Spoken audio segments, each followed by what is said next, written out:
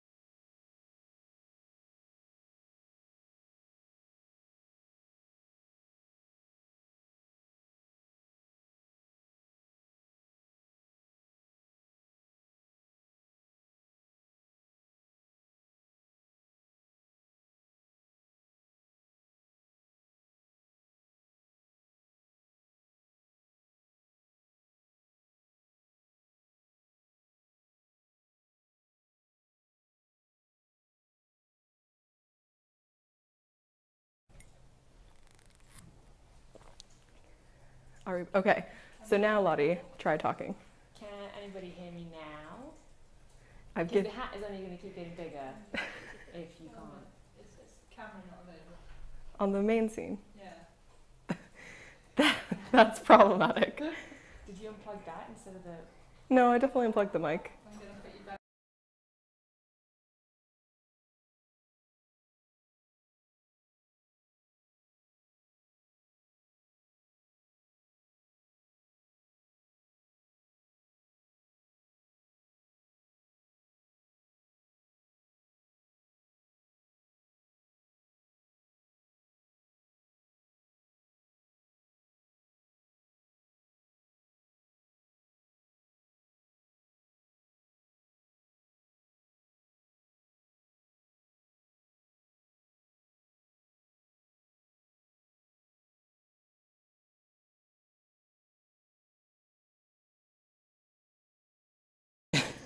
Many. Oh. Same thing. I don't understand why though.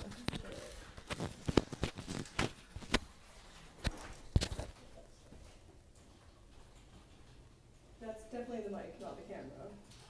But let's just try deleting it in the Steam and then re-adding it while we're live.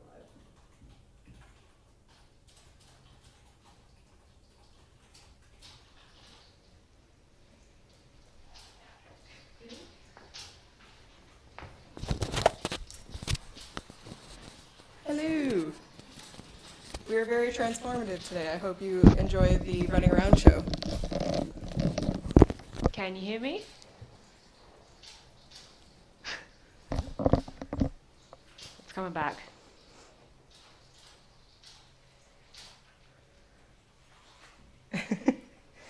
You'd be surprised at what it has to say about illuminating London. Everyone, you can see us and you can hear us. Yay! Good job, High five. Hayley. Yeah. Yeah, we do need Mac. We really do. It's a secret because USB microphones, the ones that the lapel go through, don't like being more than one. So I think he'd... They're solitary creatures. Yes. Okay. Which is why 3 didn't work all at the same time one time, and we had Toby kind of sharing Paul and my Yeah, mic. I remember that. Yeah, always very fun. Yeah. Okay, but we're back. We're fine. And Okay. I have to wear a silly hat because of technical difficulties. Yes. Obviously, I wouldn't wear a silly hat as the host, so. But yeah, so now that we're back on track, if you guys have any production questions for Lottie, feel free to throw them out. If you ask us any questions, it's very helpful if you can put the @Failbetter Games bit first so that we can see it on the screen. A nice friend, you see. Nominative determinism right there. They are my friend and they are nice. Indeed. We're not going to talk about spreadsheets because production is so much more than spreadsheets. It is more than What spreadsheets. particular part of production did you want to talk about? Well, actually, I'm going to throw a big curveball into that whole sentence. Dance! And I was going to ask you about music first, because right. that's something I don't think that we've discussed a lot. And I think that you're probably the best person to give us a little bit of insight into that. Cool. So for people who don't know, we have always worked with the same composer, who are multiple people, but led by a very lovely Canadian lady called Maribeth, who is amazing. Star, yes. And is basically the human version of a fairy. She's as close to a fairy as you're going to get. She's sort of magical and lives in the woods, as far as I can tell, with like 8 dogs, and is a creative genius. That is the dream. So we've been working closely with her. She did the music for Fall in London Mobile, and Yep. she did the music for Sunless Skies on PC. So if you have ever played any of our games, as I assume most of you here have, you will probably have heard her wonderful music at some point. And she is working with us on Sunless Skies. Excellent. Which is super fun. So obviously we're working towards the reach at the Yeah. minute, towards early access, and we're just focusing on one region in Sunless Skies. So she's been working closely with me, working out like the theme of that region and what we're trying to convey to players. And interestingly, we're also using combat music for the first time ever. Ooh. Sunless Sea does not have combat music; it has theme music, and Sunless Skies has both. So this is a big challenge for us technically, because we need to make sure that we can implement it at appropriate times, and you're not like halfway through a storyline and suddenly it's like bum bum bum bum. And then you're terrified. And then you're very immediately. frightened. Although actually maybe that's quite a fun thing we can do. But yeah, and we have basically final drafts of these things now. We know what we're doing, and it's so good. I do remember the day that we first got to hear any of the music in the office, and we were all like oohing and ahhing. We're very excited Amazing. about everything. So Yeah. particularly Olivia, but I think all of us in general really enjoyed it. Yeah. And so at the moment, is any of this in sort of the build people will be seeing in alpha? I was just going to say, the last alpha that we pushed out, which I think was earlier this week, I can't remember, yes it was. Yes, it definitely was. On Wednesday is the first build to have the theme music in. Now it's not the final version of the theme music, but it is the theme. We've agreed what tune we're going to go for, and Maribeth is just making it perfectly polished. I don't think the combat music is in yet, but that will be coming in the near future. Cool. We have kind of agreed the direction we want to go there, and now it's just about getting the files from Maribeth and then implementing them in hopefully the way we want to see them work in game. Excellent. And how do we, because, I have never had to do any sort of audio or music creation in my entire life. How do we tell somebody what we want? Or is it just sort of that Maribeth knows us at this point and we kind of give her a little bit about Skies? Like, how does it work in regards to telling her like what we're looking for? So it's a lot of back and forth and a lot of creative direction. She actually is originally a Fallen London fan, so she Nice. does understand our world. And she's a film composer. And We were my just boss is just interrupted being by really Liam. frightening behind the screen because he hasn't got enough work to do, which we can change. Yeah, so she knows our world. She's a film composer, so she's really good at taking direction for stuff that she's not been involved with like beforehand. She's used to getting briefs and then kind of interpreting them in her own amazing way. So we basically sent her, this is a summary of the region, this is a summary of the theme, this is what we're going for in the game overall and the game's overall themes. And I think we kind of described the Reach as like this like rickety, like frontier town held together with tape. And like it's kind of exciting. It's kind of meant to be a bit like the gold rush. You know, there's lots of opportunity there to make your name and it's really cool. And yet, you know, if you do one false step, you could fall down a mine shaft and horribly break your legs. And we kind of gave her this garbled thing and she came back with this like amazing stuff, which is why we keep working with her because she's great. And it's actually like the first tune she sent us, I think we were all like, this is the one. Yes, definitely. She got it first time, which apparently I think she did on Sunless Skies as well. So, Yes. And unfortunately, I do not have any music clips to share with you. However, I would like to do that at some point later down the line, perhaps in one of our sprint blogs, because I think that'd be really cool to give you guys an idea of the type of music that's going to be in there. If you're not helping us with the alpha, which is the only other place you'd probably find it so far. Cool. And so I assume totally separate to that is any sort of like sound effects that go into the game. yeah, that's a totally separate kettle of fish. And where are we kind of in that regard? So we are working with a freelance sound effects company called Soundcuts, who recently won an award for their work for us on Zamarina. Because it was amazing. Because it was amazing, and they're really great. And the way that that works is that's more Liam is working more closely with them because he's sound effects are a lot more involved in terms of exactly when they fire, and in terms of you have to give constant specific briefs and you have to put it in the game and have a listen and does that sound right? Because you know what brief do you give for like the cursor mouse click? Or like the sound of somebody opening this particular bit of the UI. So it's really a lot about like, this is roughly what I want, give me something, I'll put it in the game, I'll listen to it, I'll tell you if it's good or not. Gotcha. So Soundcuts are beginning with loads of stuff. For, as I said, the UI, all the kind of basic stuff that you don't really notice when you're playing a game, but you would notice if you didn't have. Yep, definitely. I feel very wrong. And as we get further along in production, we have more things that we can show the sound effects guys. I haven't been involved in sound effects much before, and one thing I've really learned is that it's very difficult to make a sound, even if you have the best description in the world, without like visual aids. So the best thing to do is to give like actual footage of this thing in game that's silent and say, make this noisy in the way that I want it to be. Whereas if you say like, oh yes, well we've got this Greaves spinster and it does this and this is the attack and this is what it looks like, they can give a really good stab. Yeah. But I'd be very surprised if they can actually give us what we need because it's so specific. Of course, yeah. Whereas and usually like, very themes are timed. like, we want it to feel like this. That explains a lot. Also, Liam is quite good at making his own sound effects, but I He's doubt really that good. those will be in the game. Yeah. But you should ask him one time when he comes back on the stream. What to like beatbox, to do sound effects. To make up. He's shared a On few the with me fly. in the past, and now that he's interrupted, I feel like next time we can make him do those. Yeah, it's a good plan. So now back on to production, since you've shared all this wonderful music bits. How is that going so far? We're kind of in the midst of our alpha. We're obviously working towards early access. Yeah, about which we cannot speak, I'm No, correct. Yeah. not yet. Yeah. I'm saving a bit of that for later, but you will know eventually. But how is sort of like the alpha stuff going? I think it's got to a stage now, which is quite common in production, where suddenly it feels like it's come together. We're starting to see a lot of work that we've worked on for ages, all in an actual build together, working together. So, for example, we had the music in, which actually adds a lot of atmosphere. In the recent alpha, we also introduced something called decorations, which are non-interactable, beautiful bits of terrain that players will encounter as they travel through the high wilderness. Whereas before, a lot of the game, because we hadn't completed it, was like going through like a void. And we knew there was going to be stuff there, but our alpha testers kind of assumed there would be, but couldn't give any meaningful feedback on the experience of playing the game because it was like basically it was really boring. And we were like, we know. So now that's in there, and that's really cool. And obviously we're constantly adding new features and bits of UI, and obviously content are hard at work, and constantly adding new stories. So it does feel a little bit more like we're actually coalescing into a game rather than kind of a sandbox or pieces.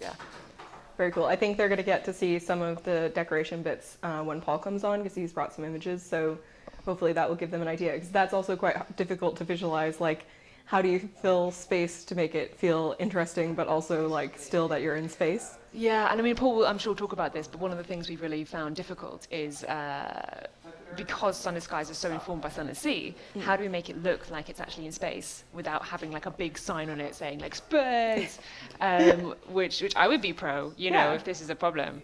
But we've not gone for that. And decoration is very important to give each region flavour and to give people a sense of what's going on and the kind of world they're in. But at the same time, the reach of all regions is not particularly spacey. It has quite a lot of non-space things like plants. So a lot of first-time players might come in and see like trees and be like, this is not a space game, and also why am I in a train? But I'll leave Paul to talk to I mean, that. if I haven't prepared people for being in a locomotive in space via the marketing, then I don't know where we are. Yeah. Because that's almost the first thing that we say immediately to prepare people. And also it's, you know, one of the coolest bits, so. Yeah, well, and so much of it, I think, you know, we're planning to obviously have a tutorial, and we're also going to work on, in the next couple of sprints, like how we actually introduce the game to players. And that will give people a lot of grounding, because at the minute we just chuck them in. And like, if you know your marketing, or if you know us, you can kind of work out what's going on. But if you haven't ever played a game like ours before, you might be like, I don't know what this is. Definitely. I imagine it's when I first tried Sunless Sea. That would be a very similar experience, because I had no idea what the game was whatsoever and tried to play it without any sort of tutorial. So. But interestingly, I think that's an easier world to describe, because it's quite concise. You know, you're in an underground, like spooky, dark ocean, leaving Fallen London, which is this gothic alternate version of real London. So that is kind of something that people can conceptualize when you're in space, but you're in a train, and there are some trees, and you can breathe outside, and all of these things. Like, it's a bit like. And the British Empire is, you know. Yeah. Oh yes, and what does QVD mean, Lottie? Because you've used a tech word. No, I have not used QVD. I would never use QVD. QVD is a quality variable description, I think, unintelligible pattern, which is very appropriate. It's a content term, and therefore I need to know it, not. Very true. I wonder then if they're listening. Are you listening in the background? Where have you heard such a term? Oh my gosh, have we got like an audio spy? Da-na-na. Maybe I said something that sounded like QVD. I don't think so. As soon as I was asking you what it means, I was like, I didn't hear her say that. Yeah. I'm easily fooled by you Maybe people. we have a troll. Nah. Their name is very, you know, akin to what they're asking. So. That's true. But back towards production, I was going to ask you, so you are responsible for receiving and sort of like organizing the feedback that comes from the alpha. Yeah. Have you received any sort of very entertaining tidbits or anything that you think is worth sharing? Or is it more just, I know our fans are very helpful, so I'd imagine a lot of it is from people, A, that have tested before, whether for us or somebody else, and kind of knows what they're doing, or is telling us about a bug, so it might not be that entertaining at this stage, but I was just wondering if there was anything that had cropped up. I was quite pleased that there's only one person in the entire, because I have a total humour failure about this, there's only one person who has commented on the steam jet coming out of the locomotives behind, looking like not a steam jet. Oh no! And that's good, because it hadn't occurred to me that maybe that was a thing, and only one person had the gutter mind to consider that, so that was good. That's impressive out of all the people that are in the alpha now. Yeah, no, exactly. 'Cause there's what, 600-ish people in now? Yes. And like we're being quite tactical about how we're adding people. So at the start of Alpha, when it was looking a bit like bare bones, we deliberately added people who knew our products before, so they could kind of see where we might be going, because they kind of know us. So even if there were blanks, they could fill them in a kind of reasonable way and think, right, well, this is probably what this is going to be. And as we get towards the end of Alpha and we get towards a more polished version of actually what early access will be like, we're adding in new players who are RPG fans, because obviously we're trying to build an RPG, but who aren't aware of our like previous work, so that if they jump in and they say like, I don't understand, then we know that we need to work on onboarding and like making sure that the world is intelligible. But if they jump in and say, this is really cool, then we know that actually this is something that people will understand across any previous experience with Failbetter. So Very helpful, definitely. Yeah. Cool. Is there any other tidbits production-wise that you would like to mention that you've been working on, or? I don't know. Anything you want to This is why the tease? whole like spready thing came, because Paul's going to come on and have like this amazing array of wonderful art, and like production doesn't have anything like that. It's really sad. Yes, but you were like the epic cat wrangler. Yeah, cats all have like teeth though, so they're like, frightening cats. They're usually very docile with their little keyboards. It's fine. No, I don't know. If there's any like questions on how things are going or any particular part of like development, then this would be a time to say it. But otherwise, just keep on trucking. Well, since you don't have Or a training. spreadsheet, you are more than welcome to show this. Oh my god, okay, this is exciting. I don't know. You probably have to hold it up pretty high. Yeah, are you guys ready? Dun, dun, dun, dun, dun. Over Haley. Thanks. Today we received this in the mail, which is our beautiful test thing. shirt for the Kickstarter, Great. which we can assure you is fabulous quality. Like, just touching it is amazing. But I'm so excited for you guys to receive yours, They do look amazing. and we're also excited to receive ours too. Yeah, basically I want mine. I'm shocked that somebody hasn't stolen this already. Did you notice the inside bit? No. Turn it around. No. What? Can you describe what you're seeing to them? I'm seeing the coolest thing I've ever seen, which is a little label that says, by appointment to her enduring majesty. Isn't that neat? I That's love that. so nice. I'm surprised at how much like that matters, like a tiny little detail. It does, but it's so nice. And the feeling of the print on the shirt is also quite comfortable, which I enjoy. I feel like we should have like an overlay on the screen at this and point. Kira being is like, telling you to hold it up even higher, so. have an overlay, which is like all those like shopping channels, which is like, only 20 left, quick, price drop. Well, we'll you know see what your it? second job is then. And perhaps on that note, we will force Lottie to leave the stream now. Aww. That's all right. And if you do come up with any production questions, she's always happy to take them on Twitter. Right, like a cloak. Thank you. Because I am definitely cold in this room. Okay. Oh. I will do so as Lottie is I departing. don't know, I kind of liked your cape. Right, I will go and get them. Thank you. Doo, doo, doo. This will be the entire stream now.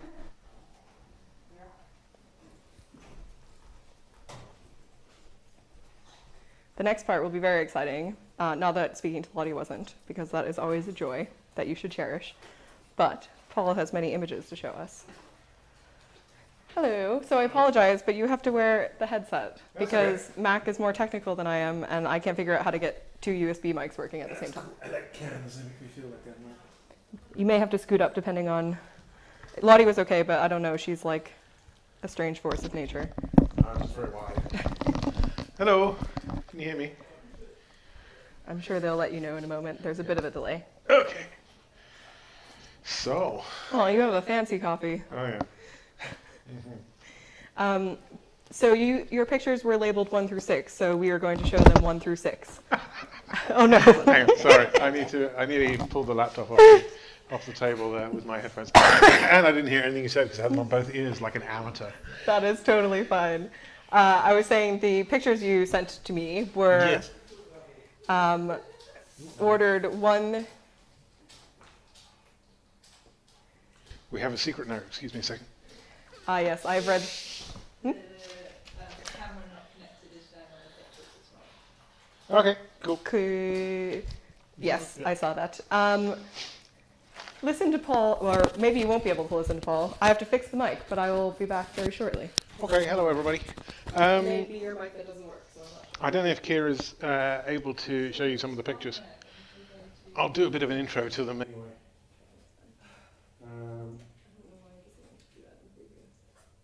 So, what we've been doing the last couple of weeks, you've seen some of the major ports and areas that you can dock at that we've seen in the game already. But there's a lot of empty space between them. And what we've been putting there instead is something that we're calling very boringly decorations, but they're actually quite exciting because they're all the sort of stuff that you don't find in regular space, things like ruined temples and giant forests and fungus, lots of fungus. And hopefully we'll be able to show you those in a couple of seconds. Yes.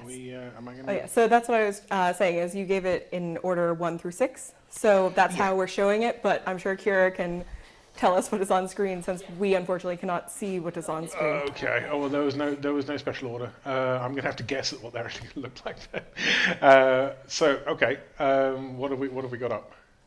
You're over a forest. Okay, so we're over a forest. This is like a parlor This game. looks, yeah.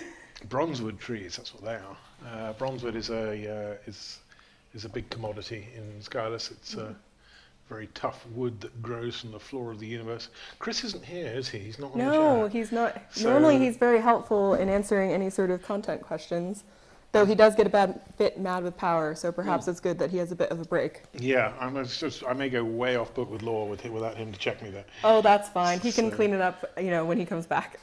The whole game is set in France, basically. Yeah, so we have little trees, and if we just move the pictures along, we'll get something else. I'm not sure what it'll be. This is very exciting with that monitor. It could be anything. I know. Didn't you know it was going to be like a game? It could be like an upside-down family snap. Okay.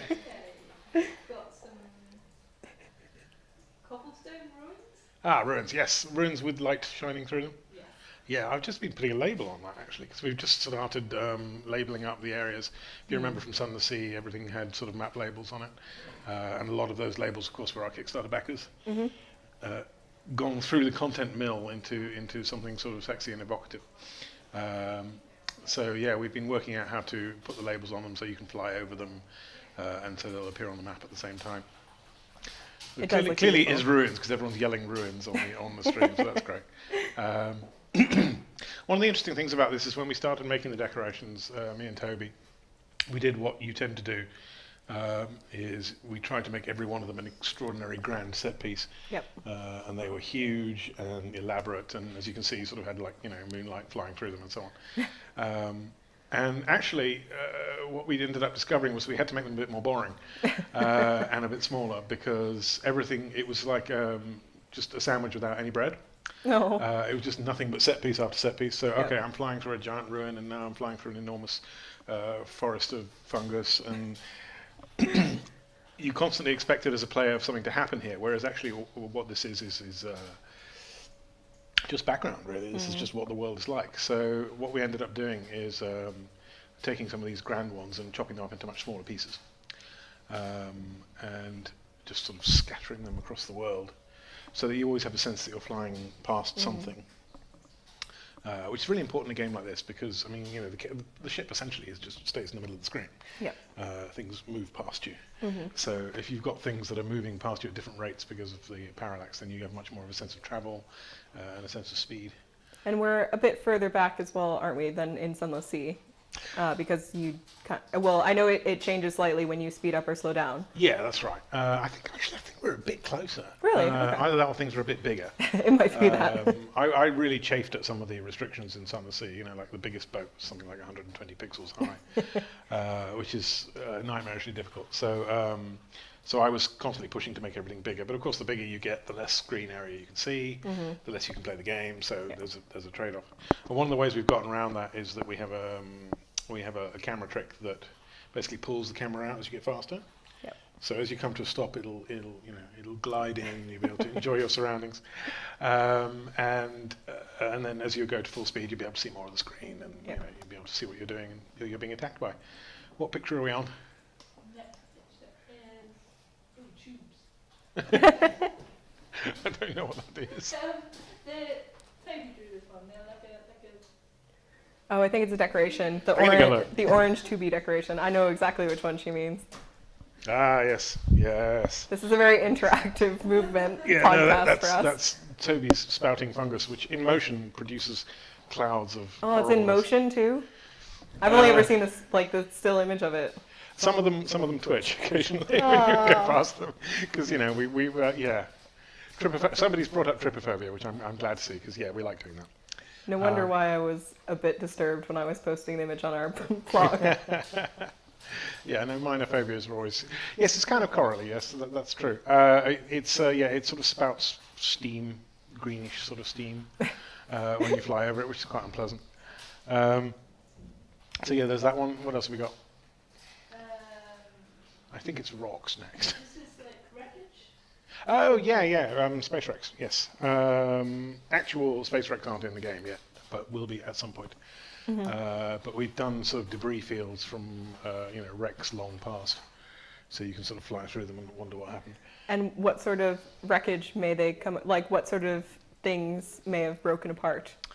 Well, it could be, I couldn't tell you too much. I mean, some of it will be, other people from the world, sort of player ships. Some of our more exciting wrecks are like from the very early days of the colonization of the high wilderness. So I think one of the wrecks is one of the first ships to make it through the gate, and nobody knows what actually happened to it. I like that. When you discover it and explore it, you'll find out what happened to it, and it's extremely unpleasant. I won't tell you any more than that. That's what I just wanted you to tell them, that there'd be unpleasant things. So it exploded good, yes indeed. We've got an even larger version of that one, but it sort of covers the whole screen. What else did I put up there? I can't remember. Rocks are good.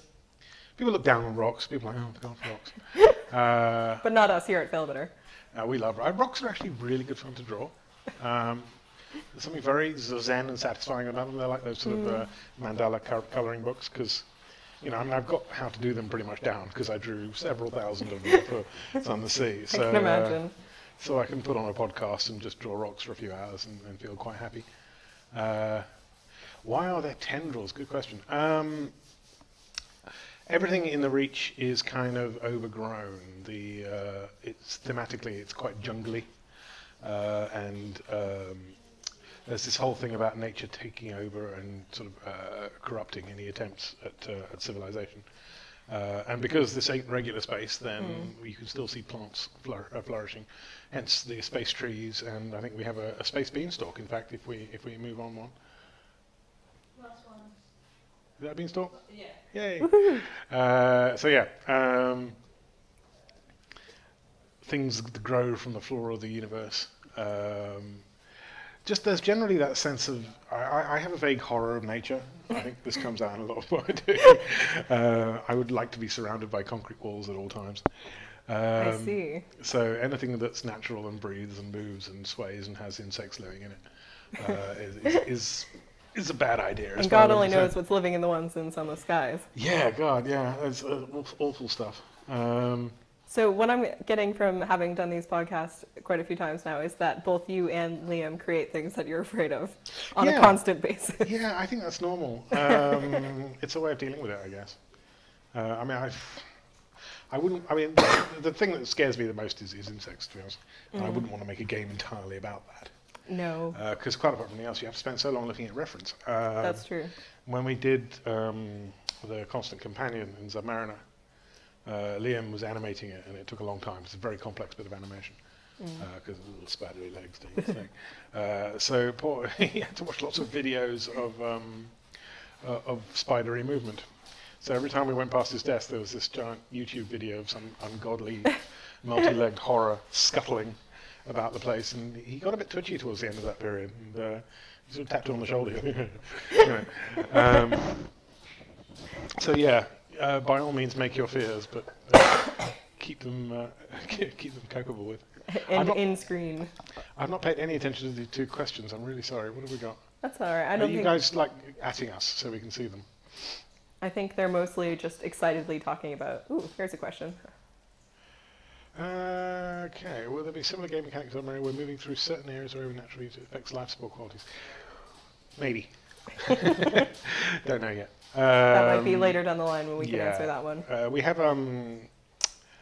a whole bunch of sort of later in the development features which sort of fill out the world a bit. And the thing you're talking about there, I think, is in Submariner we had things like little glowy plants that would burst and give you like a buff. Right. But they were added quite late in the day, and they tend to be added as a kind of balance thing. So you're playing the game, you're like, well, okay, I feel, I've not had a major change for a while here, and we need to keep the players' interest up, or there's no way for them to reduce terror, which is one of the things they did. Yep. So things like that tend to be sort of saved for quite late on. Don't know if that answers your question. Hopefully. I'd say there was a chance.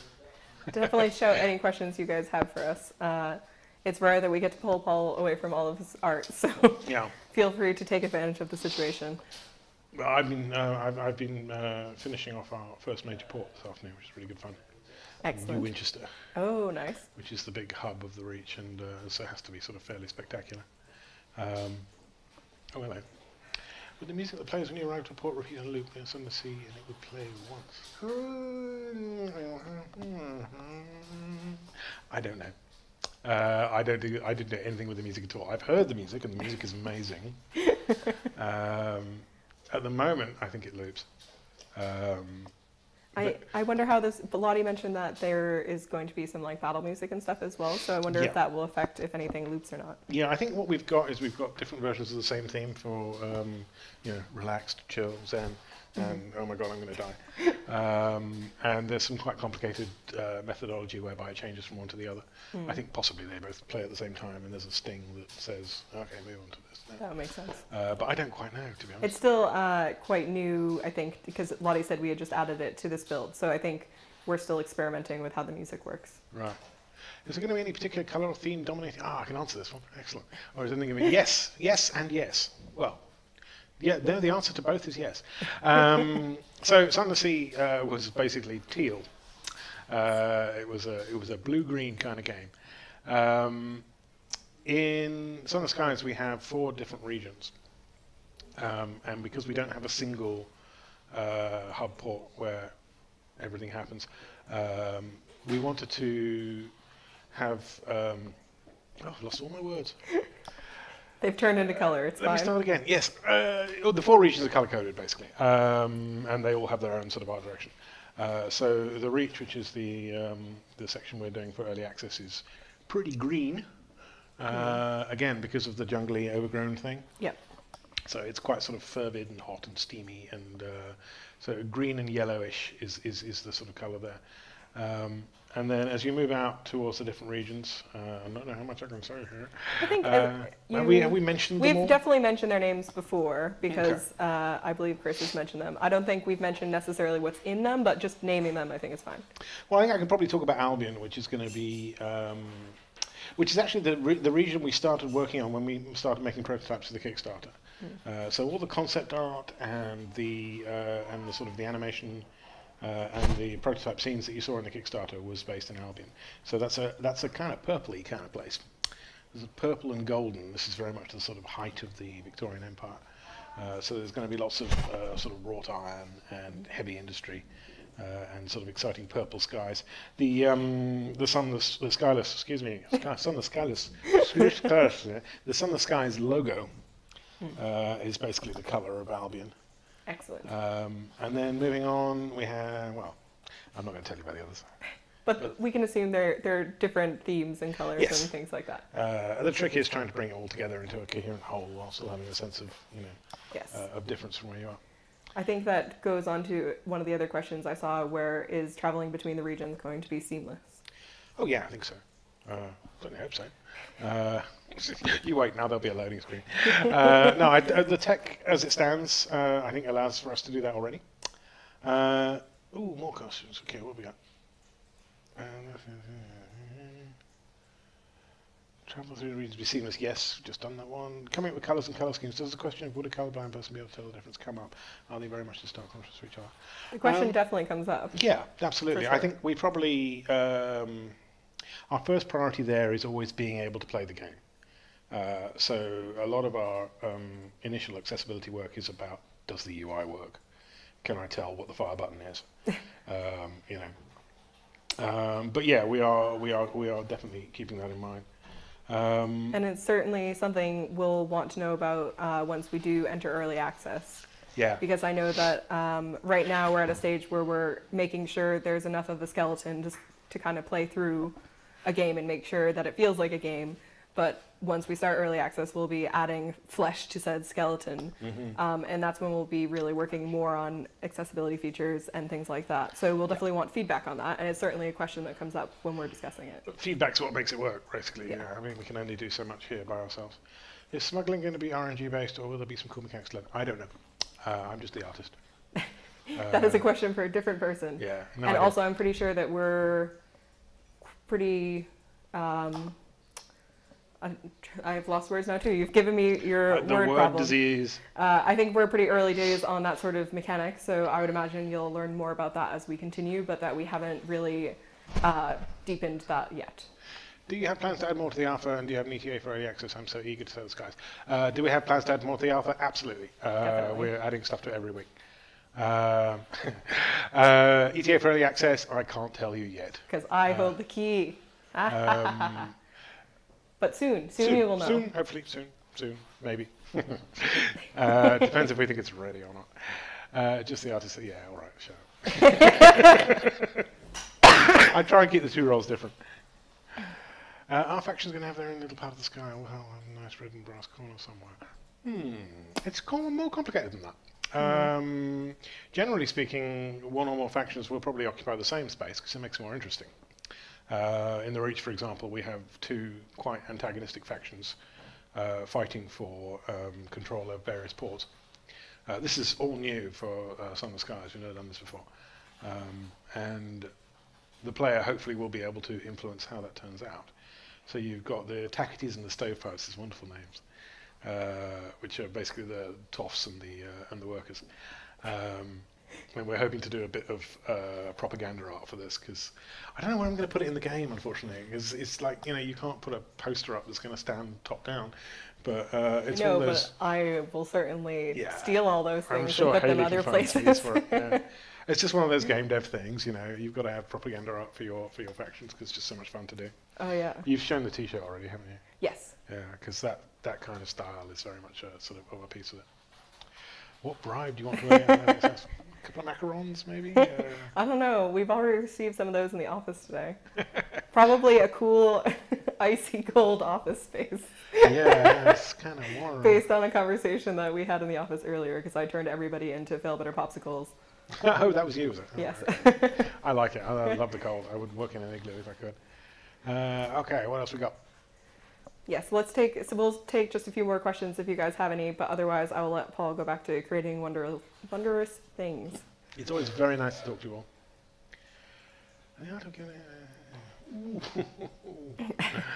Oh boy. Maybe. Almost certainly not for early access, but it would certainly be something I'd like to add.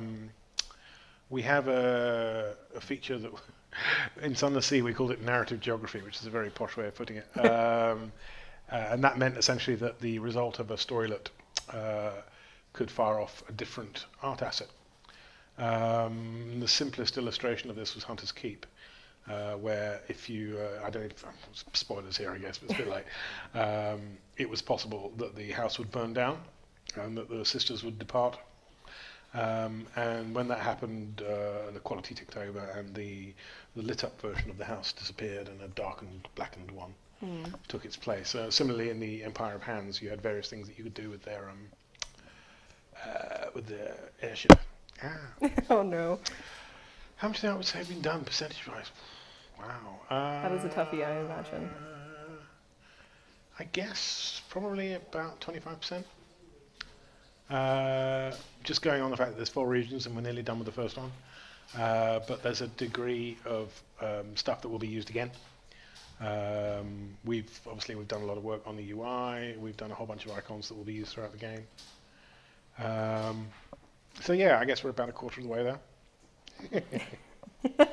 That's fine. It'll be fine. You've given Paul some sort of heart attack. It's going really well. I'm really enjoying it. There's always this.